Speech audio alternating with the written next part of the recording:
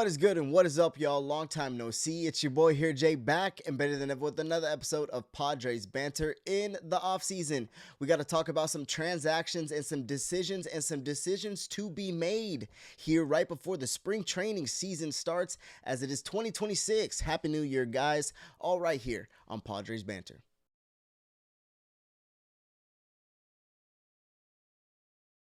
What's up, y'all, and happy new year and happy new season for the Padres, as 2026 is, I think, the year for the Padres to bring more success to this organization. And I hope that 2026 brings a lot of success to this Padres organization, because they really need it. They really need it. We need it, guys. We need it. But hopefully, new year, new things to come, new owner, who knows, right? There's a lot of things to be talked about here with this Padres team, but a lot of optimism, obviously, in this new year, and hoping that we can turn the corner and manage to maybe go in a new direction, obviously, with the past things that have happened with this organization. But like I said, Happy New Year, guys. 2026, it means the new year is hopefully bringing new success to this Padres organization and new owner, maybe, possibly. But hope y'all had a fantastic holidays and there was some cooking going on during the break as the winter meetings took place and the Padres made some splashes.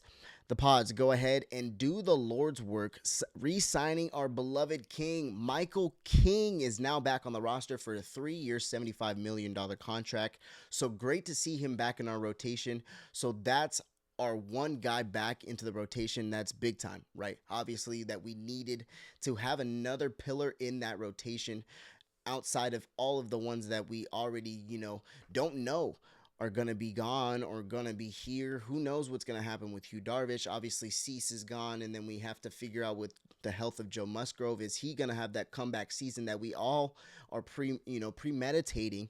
But at the end of the day, having Michael King back in the rotation and hopefully having him a healthy season and knowing what he can do on that mound, I think that it's just a great signing. 3 years, $75 million. I think that it goes both ways. I think both ways are happy, and hopefully we can see ourselves in the postseason once again with him in our rotation and healthy. But adding that piece and then going ahead and adding that to the Padres, went out and acquired Ty Addock, a bit of a project piece, but has extreme upside once given an opportunity, especially with Niebla. Had some time with the New York Mets in recent history as of last season, and like I said, it's a bit of a project if you go ahead and look at what he has done. Statistically, it isn't much, but from what I have seen on video, it looks good. Right? The stuff when healthy looks good, and obviously when given a right opportunity, I think he will flourish. And obviously with Niebla, all of our guys that have come over from other teams that have been pitchers, doesn't matter who it is, right? From Jason Adams of the world, right? From Mason Millers of the world, right? From even going back to the Lugos and, the other pitchers that we have had, Michael Kings, that have come over and said great things about Ruben Niebla. I think the same thing with Ty Addock, that he'll come over and his stuff will play with Niebla and see what he's got, and then see if we can progress him into hopefully a starter for us into the rotation as a right-handed arm. But like I said, really solid stuff. Upper 90s, but I think that he could play in the middle of our rotation. Padres would go on and add 7 more pitchers as well to minor league contracts, seeing what they could do there.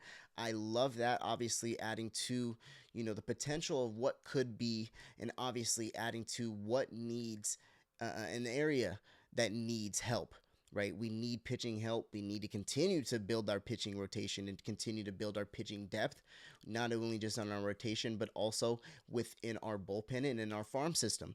Continuing to progress these pitchers each and every day, I think, in year for that matter, I think is a big thing, going forward for this team, because the success really relies on that mound. But the biggest splash we had this December was the signing of Korean star Sung Mun Song, left-handed third baseman who can play other positions in the infield, which I know he will once he comes over to the Americas and obviously gets into uniform for us. But man, big time signing. Also another Korean star, same league that Ha-Seong Kim came from. But other than that, third base, hopefully second base if we're considering trading Jake Cronenworth, and maybe even some flashes at first base. But great for Manny in his days off, obviously, on the third base side. He was a fantastic hitter and an average hitter at that in the KBO, and came from the same team as Ha-Seong Kim, and was in fact influenced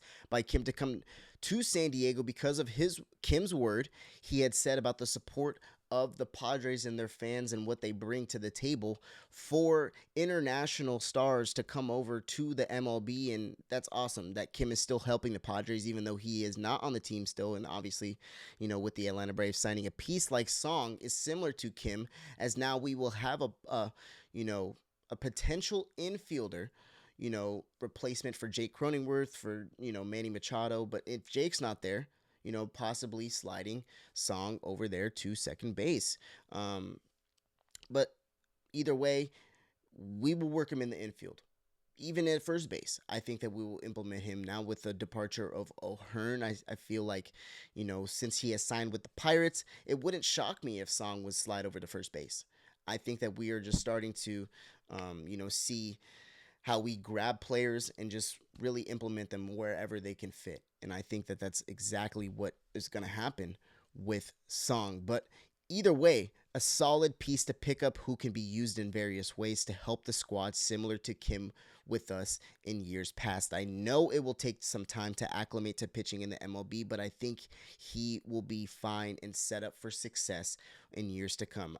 It's going to take a couple years, guys, but I think that he will find his footing, and maybe it won't take a couple years. Maybe it'll be an instant impact with his bat. Who knows? But now the Padres look to make some even better moves before the season starts, before this is a need in our rotation and also in the outfield for some holes to fill. So there's a couple needs, obviously, like I said, in the rotation in the outfield, but we need to go ahead and make up some big pickups before the season starts, especially before the spring training begins in March. But Preller and the Padres have been in consistent talks and trades, including everyone from Cronenworth to even our beloved Reaper, Mason Miller, who may be untouchable depending on what the package includes. But Preller is not giving up Miller for a bag of chips after trading our top prospect in the organization for him in Leo DeVries. We're not going to give Mason Miller up if it's not, you're not going to give a package for him, if you're not going to give your top prospect for him, if you're not going to give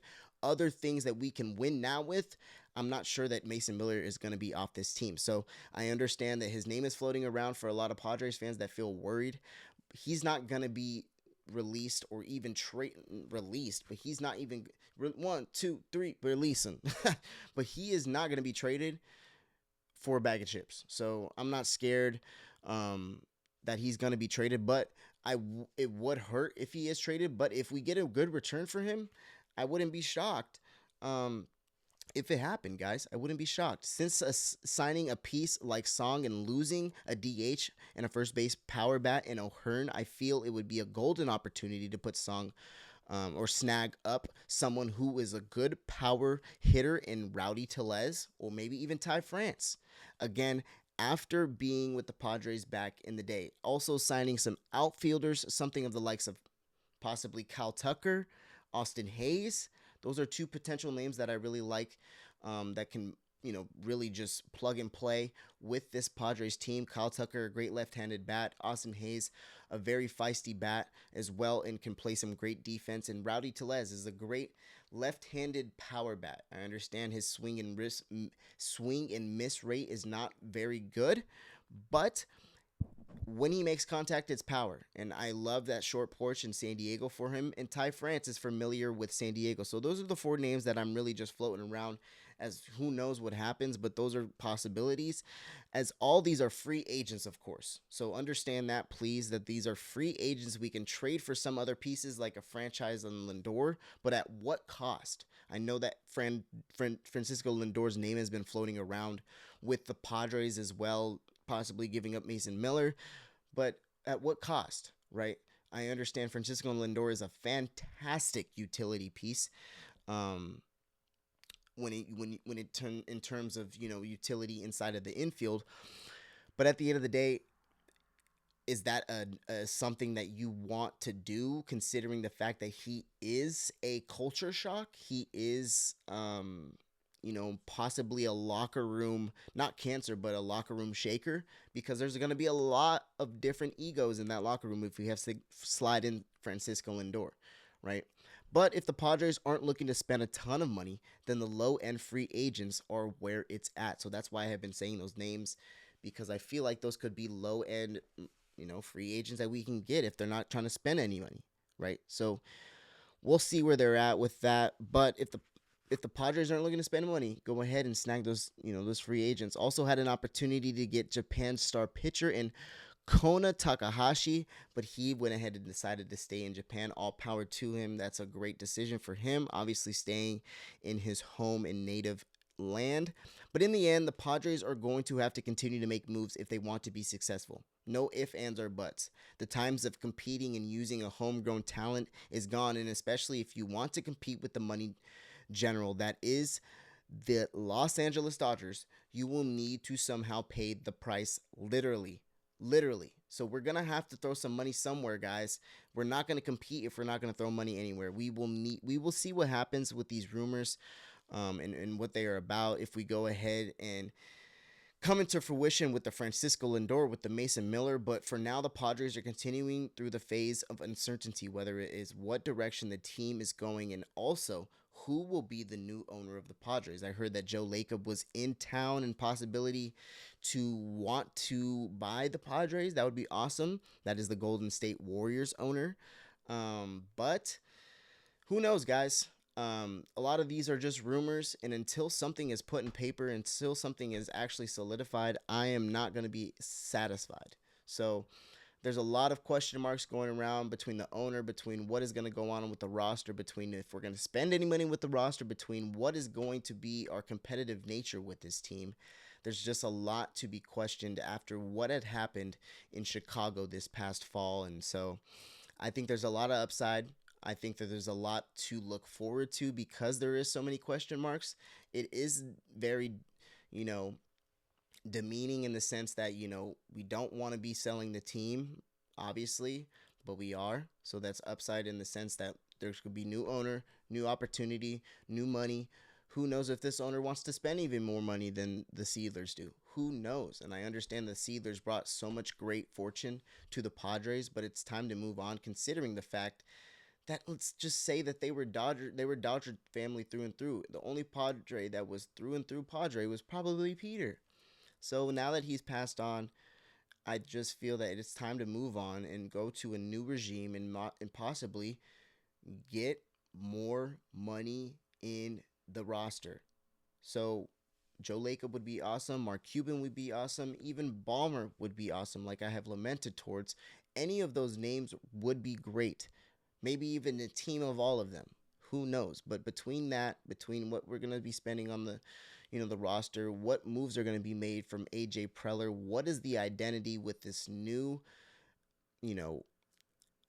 regime with Craig Stammen, right? What is going to be the the culture in the locker room? Are we going to get any of these trades with new pieces like Francisco Lindor? I don't know, guys. Is Mason Miller going to be on this team anymore? I don't know.